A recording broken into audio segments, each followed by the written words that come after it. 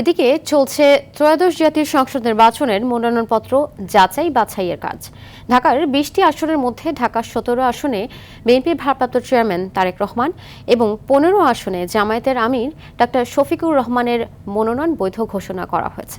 BNP প্রার্থীরা নির্বাচনী পরিবেশ নিয়ে সন্তুষ্টি প্রকাশ করলেও জামায়াত এবং এনসিপির প্রার্থীরা সমতল মাঠ নিয়ে জানিয়েছে তাদের শঙ্কার কথা। আরও জানাচ্ছেন শামীম চৌধুরী। ঢাকা জেলা ও মহানগর মিলে ২০টি আসনে মনোনয়ন জমা দিয়েছে মোট ২৫৩ জন। ৩টে ভাগে চলছে যাচাই বাছাই। সেগুনবাগিচা রিটার্নিং কর্মকর্তার কার্যালয়ে ১৩টি আসন, জেলা অফিসে ৫টি এবং নির্বাচন কমিশন ভবনে হয়েছে ২টি আসনের যাচাই বাছাই। যদি কোনো অবজারভেশন থাকে তাহলে আপনারা বলতে পারেন।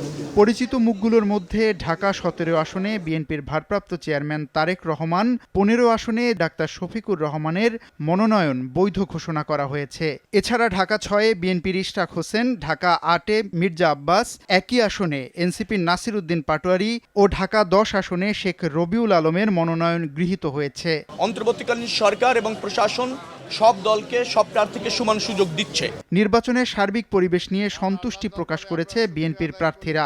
দেশনায়ক তারেক রহমান ঢাকা ১৭ থেকে আমরা যে মনোনয়নপত্র দাখিল করেছিলাম, আজকে যাচাই বাছাইয়ের সময় ছিল, সেটা বৈধ বলে গৃহীত হয়েছে। আমি যথেষ্ট সন্তুষ্ট বর্তমান পরিবেশে, কারণ বিগত আওয়ামী আমলের নির্বাচনের সময় আমরা দেখেছি প্রশাসন দলীয় আচরণ এবং এখন আমরা দেখছি তাদের একটা নিউট্রাল আচরণ, সকল প্রার্থীর প্রতি তারা সমান আচরণ করছেন। তবে কমিশনের নিরপেক্ষতা নিয়ে প্রশ্ন তুলেন জামায়াত ও এনসিপির প্রার্থীরা।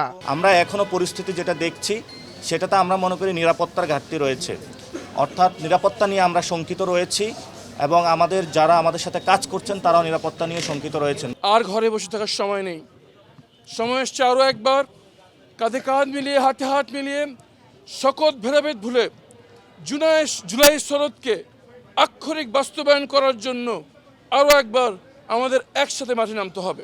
যাচাই বাছাই শেষে বিস্তারিত তুলে ধরেন বিভাগীয় রিটার্নিং কর্মকর্তা।